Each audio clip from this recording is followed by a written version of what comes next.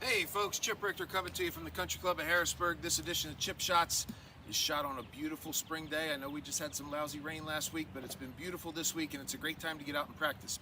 Now, those of you that know me, take lessons from me, you know I'm not really big on giving a tip here and there, giving someone an idea or a thought. I like to kind of change motor patterns and look for long-term improvement. But this week, I'm going to give you 2 tips that might help you start the year playing a lot better golf. First tip, and I see this all the time, okay? If you look at this glove, you're gonna see a big X on there. That X, where that is not supposed to touch the golf club, okay? The golf club runs through the fingers and the heel pad is on top of the club. When we get the club too much in the palm of the hand, it really inhibits our ability to hinge the wrists and leverage the golf club.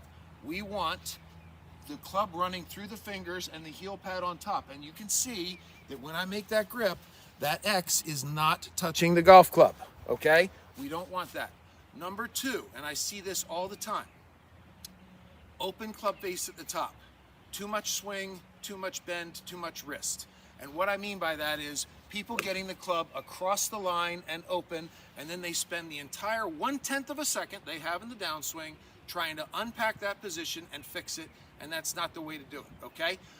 I only bought one learning aid all year. I'm way under budget. But it's this thing on my wrist. It's called the Pro Sender. It's Sean Foley's little learning aid, and I think it's fantastic because it's really just a cradle for your right wrist, and what you're trying to do is get the right wrist into that cradle and keep that wrist flat. And if we keep that right trail wrist flat, that lead wrist will remain flat as well, and then we can just simply rotate our body through the impact zone and hit great shots, okay? So, tip number 1,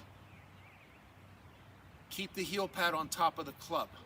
Tip number 2, go ahead and flatten those wrists. Let's not add a whole bunch of stuff to those wrists and make it harder for us in the downswing. And if you just want to hit some shots, feeling this kind of in slow motion, feeling the heel pad more on top and the wrists more neutral, I bet you it's going to help you hit the ball a lot better. Should look something like this.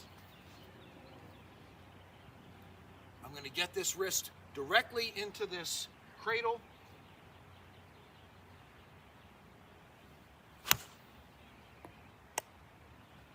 Okay, hope you enjoyed those tips. Try them out at the range, see if they don't work for you. Up here at the Country Club of Harrisburg, teaching every day but Monday. Love to help you out if I can. You can book directly on the website, chiprichtergolf.com. Have a great week, folks. Talk to you soon.